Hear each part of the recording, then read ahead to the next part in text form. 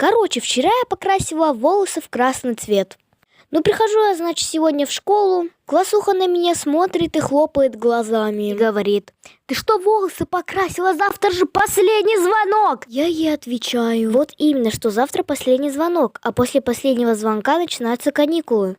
Ну нет же, она начинает просто орать на меня. Повела к директору. Ну, директор сам понял, у нас директор, в принципе, адекватный вполне. Ну нет же, классуха начинает просто орать на директора. Да-да, на директора. А еще после этой ситуации вы, наверное, знаете, директор уволил нашу классуху. Весь наш класс обрадовался. У одной девочки даже слезы от радости потекли. Мальчики каждые 4 секунды говорят: «Су!»